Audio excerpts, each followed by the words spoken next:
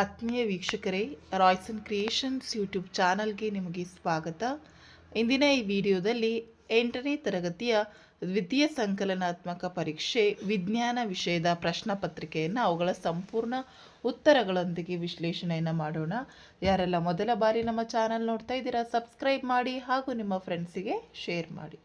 So already ಒಂದು ಸೈನ್ಸ್ಗೆ ಸಂಬಂಧಿಸಿದಂತೆ ಒಂದು ಕ್ವಶನ್ ಪೇಪರ್ಸನ್ನು ನಿಮ್ಮ ಜೊತೆ ಡಿಸ್ಕಷನ್ ಮಾಡಿದ್ವಿ. ಸೊ ಇದು ಒಂದು 2ನೇ ಮಾಡೆಲ್ ಕ್ವಶನ್ ಪೇಪರ್ ಆಗಿರುತ್ತೆ ಮಕ್ಕಳ. ಪ್ರಾಕ್ಟೀಸ್ ಮಾಡ್ಕೊಳ್ಳಿ, SA2 ಎಕ್ಸಾಮ್ಗೆ ಚೆನ್ನಾಗಿ ಪ್ರಿಪೇರ್ ಆಗಿ ಅಂತ ಹೇಳ್ತಾ ವಿಡಿಯೋನ ಪ್ರಾರಂಭಿಸ್ತಾ ಇದ್ದೀವಿ. ಒಟ್ಟಾರೆ 50 ಅಂಕಗಳಿಗೆ ಎಕ್ಸಾಮ್ ನಡೆಯುವಂಥದ್ದು. ಮೊದಲನೇದಾಗಿ ಭಾಗ ಎ ಭೌತಶಾಸ್ತ್ರ. ಸೊ ಇದರಲ್ಲಿ ನಾವು ಫಸ್ಟ್ ಮೇನಲ್ಲಿ ಕ್ವಶನ್ಸ್ ನೋಡೋಣ ಮಕ್ಕಳ. ಕೆಳಗಿನಗಳಿಗೆ ಸರಿಯಾದಂತಹ ಉತ್ತರವನ್ನು ಆರಿಸಿ ಬರೆಯಿರಿ. ಸೊ ಇಲ್ಲಿ ಫಸ್ಟ್ ಮೇನ್ ನೋಡೋಣ. ಆವೇಶಭರಿತ ವಸ್ತುವು ಆವೇಶರಹಿತ ವಸ್ತುವನ್ನು ತನ್ನೆಡೆಗೆ ತಳ್ಳುತ್ತದೆ, ವಿಕರ್ಷಿಸುತ್ತದೆ, ಆಕರ್ಷಿಸುತ್ತದೆ ಯಾವುದಲ್ಲ.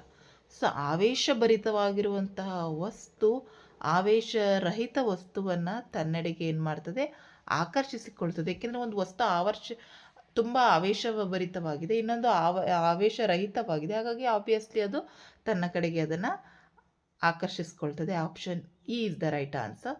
ಸೆಕೆಂಡ್ ಕ್ವಶನ್, ಆವೃತ್ತಿಯ ಏಕಮಾನ ಕೇಳಿದ್ದಾರೆ. ಸೊ ಆವೃತ್ತಿಯ ಏಕಮಾನ ಅರ್ಡ್ಸ್ ಆಗಿರ್ತದೆ ಮಕ್ಕಳ. ಸೊ ಫ್ರೀಕ್ವೆನ್ಸಿಯನ್ನು ಯಾವಾಗಲೂ ನಾವು ಅರ್ಡ್ಸಿಂದಲೇ ಮೆಷರ್ ಮಾಡೋವಂಥದ್ದು. ಹಾಗಾಗಿ HZ ಅಥವಾ ಅರ್ಡ್ಸ್ ಅಂತ ಬರೆದ್ರೆ 1 ಅಂಕಗಳು ಸಿಗ್ತದೆ. ನೆಕ್ಸ್ಟ್, ಕೆಳಗಿನ ಪ್ರಶ್ನೆಗಳಿಗೆ ಒಂದೊಂದು ವಾಕ್ಯದಲ್ಲಿ ಉತ್ತರಿಸಲಿಕ್ಕಿದೆ. 3ನೇ ಪ್ರಶ್ನೆ, ಸ್ಥಾಯಿ ಘರ್ಷಣೆ ಎಂದರೇನು? ಸ್ಥಾಯಿ ಘರ್ಷಣೆ ಅಂದರೆ ನಿಶ್ಚಲ ಸ್ಥಿತಿಯಲ್ಲಿರುವಂತಹ ಕಾಯವೊಂದು ಆ ಕ್ಷಣದಲ್ಲಿ ಚಲಿಸಲು ಆರಂಭಿಸಲು ವಿರೋಧಿಸುವ ಬಲವನ್ನೇ ಸ್ಥಾಯಿ ಘರ್ಷಣೆ ಅಂತ ಹೇಳಿ ಕರೆಯಲಾಗ್ತದೆ. ನೆಕ್ಸ್ಟ್ 4ನೇ ಪ್ರಶ್ನೆ, ಪ್ರತಿದೀಪ ವಸ್ತುಗಳು ಎಂದರೇನು? ಬೇರೆ ವಸ್ತುಗಳ ಬೆಳಕಿನಿಂದ ಹೊಳೆಯುವ ವಸ್ತುವನ್ನು ಪ್ರತಿದೀಪ ವಸ್ತುಗಳು ಅಂತ ಹೇಳಿ ಕರೆಯಲಾಗ್ತದೆ. ನೆಕ್ಸ್ಟ್ ಮೇನ್, ಕೆಳಗಿನ ಪ್ರಶ್ನೆಗಳಿಗೆ 2 ವಾಕ್ಯಗಳಲ್ಲಿ ಉತ್ತರಿಸಲಿಕ್ಕಿದೆ. ಇಲ್ಲಿ 2 ಅಂಕಗಳ ಪ್ರಶ್ನೆಗಳಿರ್ತದೆ. 5ನೆಯ ಪ್ರಶ್ನೆ, ಈ ಕೆಳಗಿನ ಸಂದರ್ಭದಲ್ಲಿ ಬಲ ಪ್ರಯೋಗಿಸುವ ಮೂಲ ಮತ್ತು ಅದು ಯಾವ ವಸ್ತುವಿನ ಮೇಲೆ ವರ್ತಿಸುತ್ತಿದೆ ಎಂಬುದನ್ನು ಗುರುತಿಸಿ ಹಾಗೂ ಬಲದ ಪರಿಣಾಮವನ್ನು ತಿಳಿಸಿ. ಸೊ ಒಂದು ನಿಂಬೆಹಣ್ಣಿನ ತುಂಡನ್ನು ರಸ ಪಡೆಯಲು ಬೆರಳುಗಳ ನಡುವೆ ಹಿಂಡುವುದು. ಸೊ ಈ ಒಂದು ಪ್ರಶ್ನೆಯನ್ನು ಕೊಟ್ಟಿದ್ದಾರೆ. ಸೊ ಇಲ್ಲಿ ನಿಂಬೆಹಣ್ಣಿನ ತುಂಡನ್ನು ರಸ ಪಡೆಯಲು ಬೆರಳುಗಳ ನಡುವೆ ಹಿಂಡುವ ಸ್ನಾಯು ಬಲವನ್ನು ಬಳಸಲಾಗ್ತದೆ. ಅದೇ ರೀತಿ ಈ ಸ್ನಾಯು ಬಲವು ನಿಂಬೆಹಣ್ಣಿನ ಮೇಲೆ ಪ್ರಯೋಗವಾಗ್ತದೆ. ಇದರ ಪರಿಣಾಮವಾಗಿ ನಿಂಬೆಹಣ್ಣಿನ ಆಕಾರದಲ್ಲಿ ಬದಲಾವಣೆ ಉಂಟಾಗ್ತದೆ. ಸೊ ಈ ರೀತಿ ನೀವು ಅದನ್ನು ವಿಸ್ತರಿಸಿ ಬರಿಬೇಕಾಗ್ತದೆ. ಸೊ ಅದೇ ಪ್ರಶ್ನೆಗೆ ಆಪ್ಷನನ್ನು ಕೊಟ್ಟು ಟೂತ್ಪೇಸ್ಟ್ ಟ್ಯೂಬ್ನಿಂದ ಪೇಸ್ಟನ್ನು ಹೊರ ತೆಗೆಯುವುದು ಅಂತ ಕೇಳಿದ್ದಾರೆ. ಸೊ ಟೂತ್ಪೇಸ್ಟ್ ಟ್ಯೂಬಿನಿಂದ ಪೇಸ್ಟನ್ನು ಹೊರತೆಗೆಯಲು ಸ್ನಾಯು ಬಲವನ್ನು ಬಳಸಲಾಗ್ತದೆ ಮಕ್ಕಳ. ಸೊ ಇಲ್ಲಿ ಸ್ನಾಯು ಬಲವು ಟೂತ್ಪೇಸ್ಟ್ನ ಮೇಲೆ ಪ್ರಯೋಗವಾಗ್ತದೆ. ಇದರ ಪರಿಣಾಮವಾಗಿ ಟ್ಯೂಬ್ನ ಆಕಾರದಲ್ಲಿ ಬದಲಾವಣೆ ಆಗ್ತದೆ. ನೆಕ್ಸ್ಟ್, ತುಂಬ ರಿಪೀಟೆಡ್ ಆಗಿ ಕೇಳುವಂತಹ ಕ್ವಶನ್ ಇದು. ಆಟಗಾರರು ಸ್ಪೈಕ್ಸ್ ಇರುವ ಬೂಟುಗಳನ್ನು ಹೇಗೆ ಧರಿಸಿರುತ್ತಾರೆ ವಿವರಿಸಿ ಅಂತ ಹೇಳಿ ಕೇಳಿದ್ದಾರೆ. ಯಾಕೆಂತ ಹೇಳಿದರೆ ಸ್ಪೈಕ್ಸ್ ಇರುವ ಬೂಟುಗಳು ಮತ್ತು ನೆಲದ ನಡುವಿನ ಘರ್ಷಣೆಯನ್ನು ಹೆಚ್ಚಿಸುವುದರ ಮೂಲಕ ಓಡುವಾಗ ಹೆಚ್ಚು ಹಿಡಿತವನ್ನು ಅದು ನೀಡುತ್ತದೆ. ಹಾಗಾಗಿ ಅದನ್ನು ಹಾಕ್ಕೊಳ್ಳುತ್ತಾರೆ ಮಕ್ಕಳು. ಸೊ ಈ ಪ್ರಶ್ನೆಗೆ ನಮಗೆ ಆಪ್ಷನನ್ನು ಕೊಟ್ಟು ಘರ್ಷಣೆಯು ಮಿತ್ರ ಮತ್ತು ಶತ್ರು ಎರಡೂ ಸಹ ಹೌದು ಎಂಬುದಕ್ಕೆ ಉದಾಹರಣೆ ಕೇಳಿದ್ದಾರೆ. ಸೊ ನಾವು ಕೆಲಸಗಳನ್ನು ಮಾಡಲು ವಸ್ತುಗಳನ್ನು ಕೈಯಲ್ಲಿ ಹಿಡಿಯಲು ಘರ್ಷಣೆ ಸಹಾಯ ಮಾಡ್ತದೆ. ಅದೇ ರೀತಿ ನಾವು ನಡೆದಾಡಲು ನೆಲದ ಮೇಲೆ ಸ್ಥಿರವಾಗಿ ನಿಲ್ಲಲು ನಮ್ಮ ಪಾದಗಳು ಮತ್ತು ನೆಲದ ನಡುವಿನ ಘರ್ಷಣೆಯು ಸಹ ಸಹಾಯ ಮಾಡುತ್ತದೆ. ಅದೇ ರೀತಿ ನಮಗೆ ಬೆಂಕಿ ಕಡ್ಡಿಯು ಬೆಂಕಿ ಪಟ್ಟಿಗೆಯ ಹೊರಟು ಮೇಲ್ಮೈ ಮೇಲೆ ಗೀಚಿದಾಗ ಘರ್ಷಣೆಯಿಂದ ಬೆಂಕಿ ಹೊತ್ತಿಕೊಳ್ಳುತ್ತದೆ. ಸೊ ಇದರಾಗಿ ಘರ್ಷಣೆ ಮಿತ್ರನೂ ಹೌದು, ಶತ್ರುವೂ ಆಗಿರ್ತದೆ. ನೆಕ್ಸ್ಟ್ ಮೇನ್, ಕೆಳಗಿನ ಪ್ರಶ್ನೆಗಳಿಗೆ 3 ಅಥವಾ 4 ವಾಕ್ಯಗಳಲ್ಲಿ ಉತ್ತರಿಸಲಿಕ್ಕೆ ಕೇಳಿದ್ದಾರೆ. ಇಲ್ಲಿ ಒಂದು ಪ್ರಶ್ನೆಯನ್ನು ಕೇಳಿದ್ದಾರೆ ಮಕ್ಕಳ. 7ನೇ ಪ್ರಶ್ನೆ, ಶಬ್ದ ಮಾಲಿನ್ಯವು ಮಾನವರಿಗೆ ಹೇಗೆ ಹಾನಿಯನ್ನು ಉಂಟು ಮಾಡುತ್ತದೆ ಎಂಬುದನ್ನು ವಿವರಿಸಿ ಅಂತ ಹೇಳಿ ಕೇಳಿದ್ದಾರೆ. ಸೊ ನಮ್ಮ ಸುತ್ತಮುತ್ತಲಿನ ಅಧಿಕ ಗದ್ದಲವು ಆರೋಗ್ಯಕ್ಕೆ ಸಂಬಂಧಿಸಿದಂತಹ ಅನೇಕ ಸಮಸ್ಯೆಗಳಿಗೆ ಕಾರಣವಾಗ್ತದೆ. ನಿದ್ರಾಹೀನತೆ, ಅತಿಯಾದ ರಕ್ತದೊತ್ತಡ, ಆತಂಕ ಮತ್ತು ಮುಂತಾದಂತಹ ಅಸ್ತವ್ಯಸ್ತತೆಗಳು ಶಬ್ದ ಮಾಲಿನ್ಯದ ಕಾರಣದಿಂದಾಗಿ ಉಂಟಾಗ್ತದೆ. ಅತಿಯಾದ ಶಬ್ದಕ್ಕೆ ನಿರಂತರವಾಗಿ ಗುರಿಯಾದ ವ್ಯಕ್ತಿಯು ತಾತ್ಕಾಲಿಕ ಅಥವಾ ಶಾಶ್ವತವಾಗಿ ಕಿವುಡುತನಕ್ಕೆ ಒಳಗಾಗ್ತಾನೆ. ಸೊ ಅದೇ ಪ್ರಶ್ನೆಗೆ ಆಪ್ಷನಲ್ ಕೊಟ್ಟು ಶಬ್ದ ಮಾಲಿನ್ಯವನ್ನು ನಿಯಂತ್ರಿಸುವ ಕ್ರಮಗಳನ್ನು ಪಟ್ಟಿ ಮಾಡಲಿಕ್ಕೆ ಹೇಳಿದ್ದಾರೆ. ಮೊದಲನೇದಾಗಿ ವಿಮಾನಗಳ ಇಂಜಿನುಗಳಲ್ಲಿ, ಸಾರಿಗೆ ವಾಹನಗಳಲ್ಲಿ, ಕಾರ್ಖಾನೆಗಳ ಯಂತ್ರಗಳಲ್ಲಿ ಮತ್ತು ಗೃಹೋಪಯೋಗಿ ಸಾಧನಗಳಲ್ಲಿ ಶಬ್ದ ನಿವಾರಕಗಳನ್ನು ಅಳವಡಿಸಲಾಗಿರ್ತದೆ. ನೆಕ್ಸ್ಟ್, ಗದ್ದಲವನ್ನು ಉಂಟು ಮಾಡುವಂತಹ ಎಲ್ಲ ಕಾರ್ಯಾಚರಣೆಗಳನ್ನು ವಾಸಸ್ಥಳದಿಂದ ದೂರದಲ್ಲಿ ನಡೆಸಬೇಕು. ನೆಕ್ಸ್ಟ್, ಗದ್ದಲವನ್ನು ಉಂಟು ಮಾಡುವಂತಹ ಕೈಗಾರಿಕೆಗಳನ್ನು ವಾಸಸ್ಥಳದಿಂದ ದೂರದಲ್ಲಿ ಸ್ಥಾಪಿಸಬೇಕು. ವಾಹನಗಳಲ್ಲಿ ಹಾರನ್ಗಳ ಬಳಕೆಯನ್ನು ಕಡಿತಗೊಳಿಸಬೇಕು. ಟಿವಿ ಮತ್ತು ಮ್ಯೂಸಿಕ್ ಸಿಸ್ಟಮ್ಗಳ ಶಬ್ದವನ್ನು ಕಡಿಮೆಗೊಳಿಸಬೇಕು. ಗದ್ದಲವು ವಾಸಸ್ಥಳಕ್ಕೆ ತಲುಪುವುದನ್ನು ನಿಯಂತ್ರಿಸಲು ಮತ್ತು ಮಾಲಿನ್ಯದಿಂದುಂಟಾಗುವ ಹಾನಿಕಾರಕ ಪರಿಣಾಮಗಳನ್ನು ಕಡಿಮೆಗೊಳಿಸಲು ರಸ್ತೆ ಬದಿಗಳ ಉದ್ದಕ್ಕೂ ಮತ್ತು ಕಟ್ಟಡಗಳ ಸುತ್ತ ಮರಗಳನ್ನು ಬೆಳೆಸಬೇಕು. ನೆಕ್ಸ್ಟ್, ಕೆಳಗಿನ ಪ್ರಶ್ನೆಗೆ 4 ಅಥವಾ 5 ವಾಕ್ಯಗಳಲ್ಲಿ ಉತ್ತರಿಸಲಿಕ್ಕೆ ಕೇಳಿದ್ದಾರೆ. 8ನೇ ಪ್ರಶ್ನೆ, ನೀವು ನಿಮ್ಮ ಕಣ್ಣುಗಳ ಕಾಳಜಿಯನ್ನು ಹೇಗೆ ವಹಿಸುವಿರಿ ಅಂತ ಹೇಳಿ ಕೇಳಿದ್ದಾರೆ. ಸೊ ಇಲ್ಲಿ ಸಮಸ್ಯೆ ಇದ್ದರೆ ನಾವು ಕಣ್ಣಿನ ತಜ್ಞರ ಬಳಿ ಹೋಗಿ ನಿಯಮಿತವಾಗಿ ತಪಾಸಣೆಯನ್ನು ಮಾಡಿಸ್ಕೊಳ್ಳುವುದು. ಕಣ್ಣಿನ ತಜ್ಞರ ಸಲಹೆ ನೀಡಿದರೆ ಸೂಕ್ತ ಕನ್ನಡಕಗಳನ್ನು ಬಳಸಬೇಕು. ಅತಿ ಕಡಿಮೆ ಬೆಳಕು ಅಥವಾ ಅತಿಯಾದ ಬೆಳಕು ಕಣ್ಣುಗಳಿಗೆ ಒಳ್ಳೆಯದಲ್ಲ. ಅತಿ ಕಡಿಮೆ ಬೆಳಕು ಕಣ್ಣುಗಳಿಗೆ ಆಯಾಸ ಮತ್ತು ತಲೆನೋವನ್ನು ಉಂಟು ಮಾಡ್ತದೆ. ಸೂರ್ಯನ ಬೆಳಕಿನಂತಹ ಅತಿಯಾದ ಬೆಳಕು, ಬಲ್ಬ್ ಅಥವಾ ಲೇಸರ್ ಬೆಳಕು ಅಕ್ಷಿಪಟಲವನ್ನು ಹಾನಿ ಮಾಡ್ತದೆ. ಸೂರ್ಯನ ಬೆಳಕು ಅಥವಾ ಪ್ರಖರವಾದ ಬೆಳಕನ್ನು ನೇರವಾಗಿ ನೋಡಬಾರದು. ನಮ್ಮ ಕಣ್ಣುಗಳನ್ನು ಉಜ್ಜಬಾರದು. ಕಣ್ಣಿನೊಳಗೆ ಧೂಳಿನ ಕಣಗಳು ಹೋದಾಗ ಕಣ್ಣುಗಳನ್ನು ಶುದ್ಧವಾದ ನೀರಿನಲ್ಲಿ ತೊಳೆಯಬೇಕು. ಯಾವುದೇ ಸುಧಾರಣೆ ಕಾಣದಿದ್ದರೆ ಕಣ್ಣಿನ ತಜ್ಞರ ಬಳಿ ಹೋಗಬೇಕು. ಅದೇ ರೀತಿ ದೃಷ್ಟಿಸಲು ಸಾಧ್ಯವಾದಂತಹ ಸಾಮಾನ್ಯ ದೂರದಲ್ಲಿ ಓದಬೇಕು. ವಸ್ತುಗಳನ್ನು ಕಣ್ಣಿಗೆ ಅತಿ ಸಮೀಪದಲ್ಲಿರಿಸಿಕೊಂಡು ಅಥವಾ ದೂರದಲ್ಲಿರಿಸಿಕೊಂಡು ಓದಬಾರದು.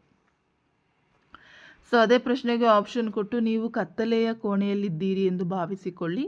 ಕೋಣೆಯಲ್ಲಿರುವ ವಸ್ತುಗಳನ್ನು ನೀವು ಕಾಣುವಿರೇ? ಕೋಣೆಯ ಹೊರಗಿನ ವಸ್ತುಗಳನ್ನು ನೀವು ಕಾಣುವಿರೇ? ವಿವರಿಸಿ ಅಂತೇಳಿ ಕೇಳಿದ್ದಾರೆ. ಸೊ ನಾವು ಕತ್ತಲ ಕೋಣೆಯಲ್ಲಿದ್ದಾಗ ಕೋಣೆಯಲ್ಲಿನ ವಸ್ತುಗಳನ್ನು ಕಾಣಲು ಸಾಧ್ಯ ಆಗೋದಿಲ್ಲ. ಆದರೆ ಕೋಣೆಯ ಹೊರಗಿನ ವಸ್ತುಗಳನ್ನು ನಾವು ಕಾಣಬಹುದು. ವಸ್ತುವಿನಿಂದ ಹೊರಟ ಬೆಳಕು ನಮ್ಮ ಕಣ್ಣನ್ನು ಪ್ರವೇಶಿಸಿದಾಗ ಮಾತ್ರ ನಾವು ಈ ವಸ್ತುವನ್ನು ಕಾಣುತ್ತೇವೆ. ಬೆಳಕು ಆ ವಸ್ತುವಿನಿಂದ ಉತ್ಸರ್ಜನೆಯಾಗಿರಬಹುದು ಅಥವಾ ಅದರಿಂದ ಪ್ರತಿಫಲನಗೊಂಡಿರಬಹುದು. ಕೋಣೆಯಲ್ಲಿ ಬೆಳಕು ಇಲ್ಲದಿದ್ದಾಗ ವಸ್ತುಗಳು ಬೆಳಕನ್ನು ಪ್ರತಿಫಲಿಸೋದಿಲ್ಲ. ಆದ್ದರಿಂದ ಕತ್ತಲೆಯ ಕೋಣೆಯಲ್ಲಿ ವಸ್ತುಗಳು ನಮಗೆ ಕಾಣುವುದೂ ಇಲ್ಲ. ಕೋಣೆಯ ಹೊರಗೆ ಬೆಳಕು ಇದ್ದರೆ ಹೊರಗಿನ ವಸ್ತುಗಳನ್ನು ನಾವು ಕಾಣಬಹುದು. ಸೊ ಇದಿಷ್ಟು ಭೌತ ವಿಜ್ಞಾನದ ಪ್ರಶ್ನೆಗಳು. ನೆಕ್ಸ್ಟ್ ಭಾಗ ಆ ರಸಾಯನ ವಿಜ್ಞಾನ. ಸೊ ಇಲ್ಲೂ ಸಹ ಮಲ್ಟಿಪಲ್ ಚಾಯ್ಸ್ ಕ್ವಶನ್ಸ್ ಇರುತ್ತೆ. 2 ಕ್ವಶನ್ ಕೇಳಿದರೆ. 9ನೇ ಪ್ರಶ್ನೆ, ಪೆಟ್ರೋಲಿಯಂನ ವಿವಿಧ ಘಟಕಗಳನ್ನು ಬೇರ್ಪಡಿಸುವ ಪ್ರಕ್ರಿಯೆಯನ್ನು ಡ್ಯಾಶ್ ಎಂತಾರೆ? ಆಬ್ವಿಯಸ್ಲಿ ಅಂದರೆ ಶುದ್ಧೀಕರಣ ಅಂತ ಹೇಳಿ ಕರೆಯಲಾಗ್ತದೆ. ಹಾಗಾಗಿ ಆಪ್ಷನ್ ಆ ಇಸ್ ದ ರೈಟ್ ಆನ್ಸರ್. 10ನೇ ಪ್ರಶ್ನೆ, ಕಟ್ಟಿಗೆ ಮತ್ತು ಕಲ್ಲಿದ್ದಲಿನ ಹುರಿಯುವಿಕೆಯು ಗಾಳಿಗೆ ಡ್ಯಾಶ್ ಉಂಟು ಮಾಡ್ತದೆ? ಸೊ ಮಾಲಿನ್ಯವನ್ನು ಉಂಟು ಮಾಡ್ತದೆ. ಹಾಗಾಗಿ ಆಪ್ಷನ್ ಇ ಮಾಲಿನ್ಯ is the right answer. Next, ಕೆಳಗಿನ ಪ್ರಶ್ನೆಗಳಿಗೆ ಒಂದು ವಾಕ್ಯದಲ್ಲಿ ಉತ್ತರಿಸಿ. ಇಲ್ಲಿ 2 ಪ್ರಶ್ನೆಗಳಿದೆ. ವಿದ್ಯುತ್ ಪ್ರವಾಹದ ರಾಸಾಯನಿಕ ಪರಿಣಾಮ ಎಂದರೇನು? ವಿವರಿಸಿ. ವಿದ್ಯುತ್ ದ್ರಾವಕಗಳ ದ್ರಾವಣಗಳ ಮೂಲಕ ವಿದ್ಯುತ್ ಹರಿದಾಗ ರಾಸಾಯನಿಕ ಕ್ರಿಯೆ ನಡೆಯುತ್ತದೆ. ಇದರಿಂದಾಗುವ ಪರಿಣಾಮವನ್ನೇ ವಿದ್ಯುತ್ ಪ್ರವಾಹದ ರಾಸಾಯನಿಕ ಪರಿಣಾಮ ಅಂತ ಹೇಳಿ ಕರೆಯಲಾಗುತ್ತದೆ. ಉದಾಹರಣೆಗೆ ವಿದ್ಯುತ್ ಲೇಪನ. ನೆಕ್ಸ್ಟ್, ಮಳೆ ಬರುವಾಗ ಮಿಂಚು ಹೇಗೆ ಉಂಟಾಗುತ್ತದೆ ಅಂತ ಹೇಳಿ ಕೇಳಿದ್ದಾರೆ ಮಕ್ಕಳ. ಸೊ ಮಳೆ ಬರುವಾಗ ಏನಾಗ್ತದೆ ಅಂದರೆ ಮೋಡಗಳು ಮತ್ತು ಭೂಮಿ ಅಥವಾ ಬೇರೆ ಬೇರೆ ಮೋಡಗಳ ನಡುವೆ ನಡೆಯುವಂತಹ ವಿದ್ಯುತ್ ಆವೇಶಗಳ ವಿಸರ್ಜನಾ ಕ್ರಿಯೆಯಿಂದ ಮಿಂಚು ಉಂಟಾಗುವಂಥದ್ದು. ನೆಕ್ಸ್ಟ್, ಕೆಳಗಿನ ಪ್ರಶ್ನೆಗಳಿಗೆ 2 ವಾಕ್ಯದಲ್ಲಿ ಉತ್ತರಿಸಲಿಕ್ಕೆ ಕೇಳಿದ್ದಾರೆ. ಇಲ್ಲಿ 2 ಪ್ರಶ್ನೆ ಕೊಟ್ಟಿದ್ದಾರೆ. ಮೊದಲನೇದು 13ನೇದು ಕಾರಣ ಕೊಡಿ. ವಿದ್ಯುತ್ ಉಪಕರಣಗಳಿಂದಾದ ಬೆಂಕಿಯನ್ನು ನಿಯಂತ್ರಿಸಲು ನೀರನ್ನು ಬಳಸುವುದಿಲ್ಲ. ಯಾಕೆಂದರೆ ನೀರು ಸಹ ಒಂದು ಉತ್ತಮ ವಿದ್ಯುತ್ ವಾಹಕ ಆಗಿರ್ತದೆ. ಹಾಗಾಗಿ ಒಂದು ವೇಳೆ ವಿದ್ಯುತ್ ಉಪಕರಣಗಳಿಂದಾದ ಬೆಂಕಿಯನ್ನು ನಿಯಂತ್ರಿಸಲು ನೀರನ್ನೇ ಬಳಸಿದರೆ ಬೆಂಕಿಯನ್ನು ನಂದಿಸುವಂತಹ ವ್ಯಕ್ತಿಗೆ ವಿದ್ಯುತ್ ಸ್ಪರ್ಶದಿಂದ ಅಪಾಯ ಉಂಟಾಗ್ತದೆ. ಹಾಗಾಗಿ ನೀರಿನಿಂದ ವಿದ್ಯುತ್ ಉಪಕರಣಗಳಿಗೆ ಹಾನಿ ಉಂಟಾಗ್ಬೋದು. ಸೊ ಅದೇ ಪ್ರಶ್ನೆಗೆ ಆಪ್ಷನನ್ನು ಕೇಳಿದರೆ ಕಟ್ಟಿಗೆಗಿಂತ ಉತ್ತಮವಾದ ಗೃಹ ಬಳಕೆಯ ಇಂಧನ ಅಂತ ಕೇಳಿದ್ದಾರೆ. ಸೊ ಎಲ್ ಪಿ ಜಿಯು ದಹನಗೊಂಡಾಗ ಆರೋಗ್ಯದ ಮೇಲೆ ದುಷ್ಪರಿಣಾಮವನ್ನು ಉಂಟು ಮಾಡುವ ಹೊಗೆ ಮತ್ತು ಅಸಹ್ಯ ಕಾರ್ಬನ್ ಕಣಗಳನ್ನು ಉತ್ಪತ್ತಿ ಮಾಡೋದಿಲ್ಲ. ಹಾಗಾಗಿ ಎಲ್ ಪಿ ಜಿ ಕಟ್ಟಿಗೆಗಿಂತಲೂ ಉತ್ತಮವಾದ ಗೃಹ ಬಳಕೆ ಇಂಧನವಾಗಿದೆ. ನೆಕ್ಸ್ಟ್ 14ನೇ ಪ್ರಶ್ನೆ, ಮೇಣದ ಬತ್ತಿಯ ಜ್ವಾಲೆಯ ಚಿತ್ರ ಬರೆದು ಭಾಗಗಳನ್ನು ಗುರುತಿಸಲಿಕ್ಕೆ ಹೇಳಿದರೆ. ವೆರಿ ಇಂಪಾರ್ಟೆಂಟ್, ನಿಮ್ಮ ಪ್ರತಿ ಪ್ರಶ್ನೆ ಪತ್ರಿಕೆಯಲ್ಲೂ ಈ ಕ್ವಶನ್ಸ್ ಇದ್ದೇ ಇರುತ್ತೆ. ಹಾಗಾಗಿ ಪ್ರಾಕ್ಟೀಸ್ ಮಾಡ್ಕೊಳ್ಳಿ, ಎಲ್ಲ ಭಾಗಗಳನ್ನು ಗುರುತಿಸಲಿಕ್ಕೆ ಪ್ರಾಕ್ಟೀಸ್ ಮಾಡ್ಕೊಳ್ಳಿ. ನೆಕ್ಸ್ಟ್ 3-4 ವಾಕ್ಯದಲ್ಲಿ ಪ್ರಶ್ನೆ ಕೇಳಿದ್ದಾರೆ. ಮಕ್ಕಳ ಇಲ್ಲಿ ನೋಡಿ 15ನೇದು, ಚಿತ್ರದಲ್ಲಿ ತೋರಿಸಿರುವ ಹಾಗೆ ಬಲ್ಬ್ ಬೆಳಗುವುದಿಲ್ಲ, ಇದಕ್ಕೆ ಕಾರಣವನ್ನು ಪಟ್ಟಿ ಮಾಡಿ ನಿಮ್ಮ ಉತ್ತರವನ್ನು ವಿವರಿಸಿ ಅಂತ ಕೇಳಿದ್ದಾರೆ. ಸೊ ಈ ಬೀಕರಿನಲ್ಲಿರುವಂತಹ ದ್ರವವು ವಿದ್ಯುತ್ ವಾಹಕವಲ್ಲದಿರಬಹುದು, ಆದ್ದರಿಂದ ಮಂಡಲ ಪೂರ್ಣಗೊಂಡಿರೋದಿಲ್ಲ. ನೆಕ್ಸ್ಟ್ ಇನ್ನೊಂದು ರೀಸನ್ ಏನಪ್ಪ ಅಂದರೆ ಮಂಡಲವನ್ನು ರಚಿಸಲು ಬಳಸಿರುವ ತಂತಿಯು ವಿದ್ಯುತ್ತಿನ ಉತ್ತಮ ವಾಹಕವಾಗಿರೋದಿಲ್ಲ. ನೆಕ್ಸ್ಟು ಮಂಡಲದಲ್ಲಿನ ಬ್ಯಾಟರಿಯು ವಿದ್ಯುತ್ತನ್ನು ಉತ್ಪಾದಿಸುವಷ್ಟು ಶಕ್ತಿಯನ್ನು ಹೊಂದಿರೋದಿಲ್ಲ. ನೆಕ್ಸ್ಟ್ ಬಲ್ಬ್ನ ತಂತಿಯು ಕರಗಿರಬಹುದು, ಮಂಡಲದ ಜೋಡಣೆಯು ಸಡಿಲಗೊಂಡಿರಬಹುದು. ಸೊ ಇವೆಲ್ಲ ರೀಸನ್ನ ಇಂದ ನಾವು ಅಲ್ಲಿ ಬಲ್ಬ್ ಬೆಳಗೋದಿಲ್ಲ ಅಂತ ಹೇಳ್ಬೋದು.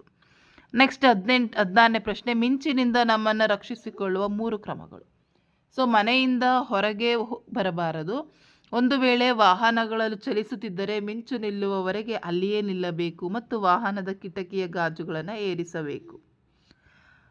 ವಿದ್ಯುತ್ ತಂತಿಗಳು, ವಿದ್ಯುತ್ ಕಂಬಗಳು, ದೂರವಾಣಿ ತಂತಿ, ಲೋಹದ ಕೊಳವೆ ಮುಂತಾದವುಗಳನ್ನು ಮುಟ್ಟಬಾರದು. ಹರಿಯುವ ನೀರಿನ ಸಂಪರ್ಕ ತಪ್ಪಿಸಲು ಗುಡುಗು ಸಹಿತ ಮಳೆ ಸಂದರ್ಭದಲ್ಲಿ ಸ್ನಾನ ಮಾಡುವುದು ಸಹ ಸೂಕ್ತವಲ್ಲ. ವಿದ್ಯುತ್ ಉಪಕರಣಗಳಾದಂತಹ ಗಣಕಯಂತ್ರ, ದೂರದರ್ಶನ ಮುಂತಾದವುಗಳ ವಿದ್ಯುತ್ ಸಂಪರ್ಕವನ್ನು ಕಡಿತಗೊಳಿಸುವುದು. ಸೊ ಈ ಪ್ರಶ್ನೆಗೆ ಆಪ್ಷನ್ ಕೊಟ್ಟು 2 ಆವೇಶಭರಿತ ಬಲೂನುಗಳ ಪರಸ್ಪರ ವಿಕರ್ಷಿಸುತ್ತವೆ ಹಾಗೂ ಒಂದು ಆವೇಶಭರಿತ ಬಲೂನ್ ಮತ್ತೊಂದು ಆವೇಶರಹಿತ ಬಲೂನನ್ನು ಆಕರ್ಷಿಸುತ್ತದೆ ಅಂತ ಕೇಳಿದರೆ ವಿವರಿಸಲಿಕ್ಕೆ. ಸೊ ಆವೇಶಭರಿತ ಬಲೂನುಗಳ ಮೇಲಿರುವಂತಹ ಆದೇಶಗಳ ಗುಣಲಕ್ಷಣಗಳು ಒಂದೇ ಆಗಿರ್ತದೆ. ಹಾಗಾಗಿ ಸಜಾತಿಯ ಆವೇಶಗಳು ಪರಸ್ಪರ ವಿಕರ್ಷಿಸೋದ್ರಿಂದ 2 ಆವೇಶಪೂರಿತ ಬಲೂನ್ಗಳು ಪರಸ್ಪರ ವಿಕರ್ಷಿಸುತ್ತವೆ.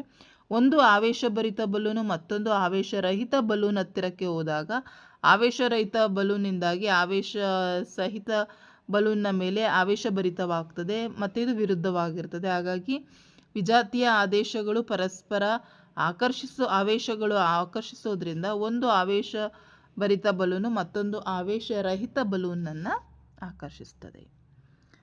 ನೆಕ್ಸ್ಟ್ 4-5 ವಾಕ್ಯಗಳಲ್ಲಿ ಉತ್ತರಿಸಲಿಕ್ಕೆ ಕೇಳಿದರೆ. CNG ಮತ್ತು LPG ಗಳನ್ನು ಇಂಧನವಾಗಿ ಬಳಸುವುದರ ಅನುಕೂಲಗಳೇನು? ಸೊ CNG ಮತ್ತು LPG ಗಳನ್ನು ಇಂಧನವಾಗಿ ಬಳಸೋದ್ರಿಂದ ಕೆಲವು ಅನುಕೂಲಗಳಿದ್ದಾವೆ. ಅವುಗಳನ್ನು ನೇರವಾಗಿ ದಹಿಸ್ಬೋದು ಮತ್ತು ಅವುಗಳ ಕೊಳವೆಗಳ ಮೂಲಕ ಸುಲಭವಾಗಿ ಒಂದೆಡೆಯಿಂದ ಮತ್ತೊಂದೆಡೆಗೆ ಸಾಗಿಸ್ಬೋದು. ಶುದ್ಧ ರೂಪದ ಇಂಧನವಾಗಿರ್ತದೆ ಹಾಗೂ ದಹಿಸಿದಾಗ ಹೊಗೆ ಉತ್ಪತ್ತಿ ಮಾಡೋದಿಲ್ಲ, ದಹಿಸಿದಾಗ ಹೆಚ್ಚು ಶಾಖವನ್ನು ಉತ್ಪತ್ತಿ ಮಾಡ್ತದೆ. ಅದೇ ಪ್ರಶ್ನೆಗೆ ಆಪ್ಷನ್ ಕೊಟ್ಟಿದ್ದಾರೆ. ಕಲ್ಲಿದ್ದಲು ಡಾಂಬರುಗಳ ಲಕ್ಷಣ ಮತ್ತು ಉಪಯೋಗಗಳನ್ನು ಪಟ್ಟಿ ಮಾಡಿ. ಸೊ ಕಲ್ಲಿದ್ದಲು ಅನ್ನೋದು ಒಂದು ಹಿತಕರವಲ್ಲದ ವಾಸನೆ ಹೊಂದಿರುವಂತಹ ಕಪ್ಪಗಿನ ಮಂದವಾದ ದ್ರವ. ಇದು ಸುಮಾರು 200 ವಸ್ತುಗಳ ಮಿಶ್ರಣವಾಗಿದೆ. ಸೊ ಅದರ ಉಪಯೋಗಗಳು ಈಸಿ ಇದೆ ನೋಡಿ, ನಿಮಗೆ ಡಿಸ್ಪ್ಲೇ ಮೇಲೆ ಕಾಣಿಸ್ತಿದೆ, ನೋಡ್ಕೊಳ್ಳಿ. ನೆಕ್ಸ್ಟು ಜೀವಶಾಸ್ತ್ರಕ್ಕೆ ಹೋಗೋಣ. 18ನೇ ಪ್ರಶ್ನೆ, ಬೆಳೆಗಳನ್ನು ಬೆಳೆಯುವ ಮೊದಲು ಮಣ್ಣಿನ ಡ್ಯಾಶ್ ಮೊದಲ ಹಂತವಾಗಿದೆ, ಹದಗೊಳಿಸುವಿಕೆ ಅದರ ಹಂತವಾಗಿದೆ. ಹಾಗಾಗಿ ಹದಗೊಳಿಸುವ ಆಪ್ಷನ್ ಕರೆಕ್ಟ್. 19ನೇದು, ಸೂಕ್ಷ್ಮ ಜೀವಿಗಳನ್ನು ಡ್ಯಾಶ್ ಸಹಾಯದಿಂದ ಕಾಣಬಹುದು, ಮೈಕ್ರೋಸ್ಕೋಪ್ ಅಥವಾ ನಾವದನ್ನ ಸೂಕ್ಷ್ಮದರ್ಶಕ ಅಂತೇಳಿ ಕನ್ನಡದಲ್ಲಿ ಹೇಳಲಾಗ್ತದೆ. ನೆಕ್ಸ್ಟ್ ಒಂದು ವಾಕ್ಯದಲ್ಲಿ ಪ್ರಶ್ನೆಗಳಿದ್ದಾವೆ. ರೂಪ ಪರಿವರ್ತನೆ ಎಂದರೇನು? ಉದಾಹರಣೆ ಕೊಡಿ. ಸೊ ತೀವ್ರವಾದ ಬದಲಾವಣೆಗಳ ಮೂಲಕ ಪ್ರೌಢಾವಸ್ಥೆ ತಲುಪುವ ಲಾರ್ವಗಳ ರೂಪಾಂತರವನ್ನೇ ರೂಪ ಪರಿವರ್ತನೆ ಅಂತ ಹೇಳಿ ಕರೆಯಲಾಗ್ತದೆ. ನೆಕ್ಸ್ಟ್ ಋತು ಬಂಧ ಎಂದರೇನು? 45ರಿಂದ 50 ವರ್ಷ ವಯಸ್ಸಿನಲ್ಲಿ ಋತುಚಕ್ರವು ನಿಲ್ಲುತ್ತದೆ. ಋತುಚಕ್ರದ ನಿಲುಗಡೆಗೆ ಋತುಬಂಧ ಅಂತ ಹೇಳಿ ಕರೆಯಲಾಗ್ತದೆ.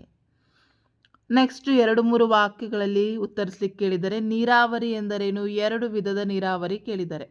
ಸೊ ಬೆಳೆಗಳಿಗೆ ವಿಭಿನ್ನ ಕಾಲಾಂತರಗಳಲ್ಲಿ ನೀರನ್ನು ಒದಗಿಸುವುದಕ್ಕೆ ನೀರಾವರಿ ಅಂತೇಳಿ ಕರೆಯಲಾಗ್ತದೆ. ಇದರಲ್ಲಿರುವ 2 ವಿಧಾನ ತುಂತುರು ನೀರಾವರಿ, ಇನ್ನೊಂದು ಹನಿ ನೀರಾವರಿ ಆಗಿರ್ತದೆ. ಸೊ ಇದೇ ಪ್ರಶ್ನೆಗೆ ಆಪ್ಷನ್ ಕೇಳಿದರೆ. ಖಾರಿಫ್ ಬೆಳೆಗಳು ಎಂದರೇನು? ಉದಾಹರಣೆ ಕೊಡಿ. ಸೊ ಮಳೆಗಾಲದಲ್ಲಿನ ಬಿತ್ತನೆ ಮಾಡುವ ಬೆಳೆಗಳಿಗೆ ಖಾರಿಫ್ ಬೆಳೆ ಅಂತ ಹೇಳಿ ಕರೀತಾರೆ. ಸೊ ಭಾರತದಲ್ಲಿ ಸಾಮಾನ್ಯವಾಗಿ ಜೂನಿಂದ ಸೆಪ್ಟೆಂಬರ್ವರೆಗೆ ಇದಿರ್ತದೆ. ಭತ್ತ, ಜೋಳ, ಸೋಯಾಬೀನ್, ನೆಲಗಡಲೆ, ಹತ್ತಿ ಇತ್ಯಾದಿಗಳು. ನೆಕ್ಸ್ಟು ಅಮೀಬಾ ಅಥವಾ ಪ್ಯಾರಾಮ್ಯೂಸಿಯಂನ ಚಿತ್ರ ಬರಲಿಕ್ಕೆ ಹೇಳಿದರೆ. ಸೊ ಎರಡೂ ಸಹ ಚಿತ್ರ ಪ್ರಾಕ್ಟೀಸ್ ಮಾಡ್ಕೊಳ್ಳಿ, ಯಾವುದು ಬೇಕಾದರೂ ಅವ್ರ ಎಕ್ಸಾಮಲ್ಲಿ ಕೇಳ್ಬೋದು. ನೆಕ್ಸ್ಟ್ 3 ಅಂಕದ ಪ್ರಶ್ನೆಗಳು ಇಲ್ಲಿ 3 ಬರ್ತದೆ. 24ನೇ ಪ್ರಶ್ನೆ, ಅರಣ್ಯ ನಾಶದಿಂದ ಪರಿಸರದ ಮೇಲೆ ಆಗುವ ಪರಿಣಾಮಗಳು ಯಾವ್ಯಾವು? ಸೊ ಸಸ್ಯಗಳ ದ್ಯುತಿಸಂಶ್ಲೇಷಣೆ ಕ್ರಿಯೆಗೆ ಕಾರ್ಬನ್ ಡೈಆಕ್ಸೈಡ್ನ ಅವಶ್ಯಕತೆ ಇದೆ. ಸಸ್ಯಗಳ ಪ್ರಮಾಣ ಕಡಿಮೆ ಆದರೆ ಕಾರ್ಬನ್ ಡೈಆಕ್ಸೈಡ್ ಬಳಸಿಕೊಳ್ಳುವ ಪ್ರಮಾಣವೂ ಸಹ ಕಡಿಮೆ ಆಗ್ತದೆ. ಇದರಿಂದಾಗಿ ವಾತಾವರಣದಲ್ಲಿ ಕಾರ್ಬನ್ ಡೈಆಕ್ಸೈಡ್ನ ಪ್ರಮಾಣ ಹೆಚ್ಚಾಗಿ ಹಸಿರುಮನೆಯ ಪರಿಣಾಮಗಳು ಉಂಟಾಗ್ತದೆ. ಹಾಗಾಗಿ ಅರಣ್ಯ ನಾಶ ಬಹಳಷ್ಟು ಪರಿಣಾಮವನ್ನು ಬೀರ್ತದೆ ಪರಿಸರದ ಮೇಲೆ. ಸೊ ಅದೇ ಪ್ರಶ್ನೆಗೆ ಆಪ್ಷನ್ ಕೊಟ್ಟು ಮೀಸಲು ಜೀವಗೋಳ ಅಥವಾ ರಕ್ಷಿತ ಜೀವಗೋಳ ಎಂದರೆ ಕೇಳಿದರೆ, ಸಸ್ಯ ಮತ್ತು ಪ್ರಾಣಿ ಸಂಪನ್ಮೂಲಗಳು ಮತ್ತು ಈ ಪ್ರದೇಶದಲ್ಲಿ ವಾಸಿಸುತ್ತಿರುವ ಬುಡಕಟ್ಟು ಜನರ ಸಾಂಪ್ರದಾಯಿಕ ಜೀವನವನ್ನು ಸಂರಕ್ಷಿಸುವುದಕ್ಕಾಗಿಯೇ ಗುರುತಿಸಲಾಗಿರುವ ಬೃಹತ್ತಾದ ಸುರಕ್ಷಿತ ಪ್ರದೇಶವನ್ನು ಮೀಸಲು ಜೀವಗೋಳ ಅಥವಾ ರಕ್ಷಿತ ಜೀವಗೋಳ ಅಂತ ಹೇಳಿ ಕರೆಯಲಾಗ್ತದೆ. ಅದೇ ಪ್ರಶ್ನೆಗೆ ಇನ್ನೊಂದು ಸಬ್ ಕ್ವಶನ್ ಇದೆ. ಒಂದು ಮೀಸಲು ಜೀವಗೋಳವನ್ನು ತನ್ನೊಳಗೆ ಇತರೆ ಸಂರಕ್ಷಿತ ಪ್ರದೇಶವನ್ನು ಹೊಂದಿರಬಹುದು ಎಂಬುದಕ್ಕೆ ಒಂದು ಉದಾಹರಣೆ ಕೊಡಿ. ಸೊ ಒಂದು ಮೀಸಲು ಜೀವಗೋಳವು ತನ್ನೊಳಗೆ ಇತರ ಸಂರಕ್ಷಿತ ಪ್ರದೇಶವನ್ನು ಹೊಂದಿರುವ ಉದಾಹರಣೆ ಅಂದರೆ ಪಚ್ಮಡಿ ಮೀಸಲು ಜೀವಗೋಳವು ಸಾತ್ಪುರ ಎಂಬ ಹೆಸರಿನ ಒಂದು ರಾಷ್ಟ್ರೀಯ ಉದ್ಯಾನವನ ಮತ್ತು ಜೋರಿ ಮತ್ತು ಪಚ್ಮಡಿಗಳೆಂಬ 2 ವನ್ಯಜೀವಿ ಧಾಮಗಳನ್ನು ಒಳಗೊಂಡಿವೆ. ನೆಕ್ಸ್ಟ್, ಮಾನವರಲ್ಲಿನ ಹೆಣ್ಣು ಮತ್ತು ಗಂಡು ಸಂತಾನೋತ್ಪತ್ತಿ ಇವುಗಳ ಅಂಗಗಳ ಚಿತ್ರ ಬರೆದು ಭಾಗಗಳನ್ನ ಗುರುತಿಸ್ಲಿಕ್ಕೆ ಹೇಳಿದರೆ. ಸೊ ಇದು ಅದರ ಚಿತ್ರ ಆಗಿರ್ತದೆ. ನೋಡಿ, ಪ್ರಾಕ್ಟೀಸ್ ಮಾಡ್ಕೊಳ್ಳಿ, ಭಾಗಗಳನ್ನು ಸಹ ಗುರುತಿಸಬೇಕು. 26ನೇ ಪ್ರಶ್ನೆ, ಪ್ರೌಢಾವಸ್ಥೆಯಲ್ಲಿ ಆಗುವ ದೈಹಿಕ ಬದಲಾವಣೆಗಳನ್ನು ಪಟ್ಟಿ ಮಾಡಿ. ಸೊ ಎತ್ತರ, ತೂಕ ದಿಢೀರನೆ ಹೆಚ್ಚಾಗ್ತದೆ. ಹುಡುಗರಲ್ಲಿ ಭುಜಗಳು ವಿಶಾಲವಾಗ್ತವೆ, ಎದೆ ಅಗಲವಾಗ್ತದೆ. ಹುಡುಗಿಯರಲ್ಲಿ ಸೊಂಟದ ಕೆಳಭಾಗದ ಪ್ರದೇಶವು ಅಗಲವಾಗ್ತದೆ. ಧ್ವನಿ ಪೆಟ್ಟಿಗೆ ಅಥವಾ ಲ್ಯಾರಿಂಗ್ಸ್ಗಳ ಬೆಳೆಯಲು ಪ್ರಾರಂಭಿಸ್ತದೆ. ಹುಡುಗರಲ್ಲಿ ಧ್ವನಿ ಪೆಟ್ಟಿಗೆ ದೊಡ್ಡದಾಗಿ ಬೆಳೆಯುತ್ತದೆ. ಸೊ ಅದೇ ರೀತಿ ಹುಡುಗಿಯರಲ್ಲಿ ಯಾವೆಲ್ಲ ರೀತಿಯ ಬದಲಾವಣೆಗಳಾಗ್ತವೆ ಕಂಪ್ಲೀಟಾಗಿ ನೋಡಿ, ಇದಿಷ್ಟು ಬರೀಬೇಕು. ಸೊ ಅದೇ ಪ್ರಶ್ನೆಗೆ ಆಪ್ಷನ್ ಕೊಟ್ಟು ತಂದೆಯ ಲಿಂಗ ವರ್ಣತಂತುಗಳು ಹುಟ್ಟಲಿರುವಂಥ ಮಗುವಿನ ಲಿಂಗವನ್ನು ನಿರ್ಧರಿಸುತ್ತದೆಯೇ? ಸೊ ಮಾನವರ ಎಲ್ಲ ಜೀವಕೋಶಗಳು ತಮ್ಮ ಜೀವಕೋಶಗಳ ಕೋಶ ಕೇಂದ್ರಗಳಲ್ಲಿ 23 ಜೊತೆ ವರ್ಣತಂತುಗಳನ್ನು ಹೊಂದಿರ್ತದೆ. ಇವುಗಳಲ್ಲಿ 2 ವರ್ಣತಂತುಗಳು ಎಕ್ಸ್ ಮತ್ತು ವೈ ಎಂಬ ಹೆಸರಿನ ಲಿಂಗ ವರ್ಣತಂತುಗಳಾಗಿವೆ. ಹೆಣ್ಣಿನಲ್ಲಿ ವರ್ಣತಂತುಗಳಿದ್ದರೆ ಗಂಡು 1 ಎಕ್ಸ್ ಮತ್ತು ವೈ ವರ್ಣತಂತುವನ್ನು ಹೊಂದಿರ್ತಾನೆ. ಲಿಂಗಾಣುಗಳು ಅಥವಾ ವೀರ್ಯಾಣುಗಳ ತಂತುಗಳು 1 ಗುಂಪನ್ನು ಮಾತ್ರ ಹೊಂದಿರ್ತವೆ. ಸೊ ನಿಷೇಚನೆಗೊಂಡಿರದ ಅಂಡಾಣುಗಳು ಯಾವಾಗಲೂ 1 ಎಕ್ಸ್ ವರ್ಣತಂತುವನ್ನು ಮಾತ್ರ ಹೊಂದಿರ್ತದೆ. ಆದರೆ ವೀರ್ಯಾಣುಗಳಲ್ಲಿ 2 ವಿಧಗಳಿವೆ. ಒಂದು ವಿಧವು ಎಕ್ಸ್ ವರ್ಣತಂತು, ಮತ್ತೊಂದು ವಿಧವು ವೈ ವರ್ಣತಂತು ಹೊಂದಿರ್ತದೆ. ಸೊ ಎಕ್ಸ್ ವರ್ಣತಂತು ಹೊಂದಿರುವ ವೀರ ಅಂಡವನ್ನು ನಿಷೇಚನಗೊಳಿಸಿದಾಗ ಯುಗ್ಮಜವು ಹೆಣ್ಣು ಮಗುವಾಗಿ ಬೆಳೆಯುತ್ತದೆ. ಅದೇ ರೀತಿ ವೈ ವರ್ಣತಂತುವನ್ನು ಹೊಂದಿರುವಂತಹ ವೀರ್ಯವು ನಿಷೇಚನೆಗೊಂಡಾಗ ಗಂಡು ಮಗುವಾಗಿ ಬೆಳೆಯುತ್ತದೆ. ಹಾಗಾಗಿ ತಂದೆಯಿಂದಲೇ ಮಗುವಿನ ಲಿಂಗ ನಿರ್ಧರಣೆ ಆಗ್ತದೆ. ಸೊ ಇದಿಷ್ಟು ಮಕ್ಕಳ ನಿಮಗೆ ಪ್ರಶ್ನೆಗಳು ನಿಮಗೆ ಎಕ್ಸಾಮ್ಗಳಲ್ಲಿ ಕೇಳುವಂಥವು. ಸೊ ಇದಿಷ್ಟನ್ನು ಪ್ರಾಕ್ಟೀಸ್ ಮಾಡ್ಕೊಳ್ಳಿ.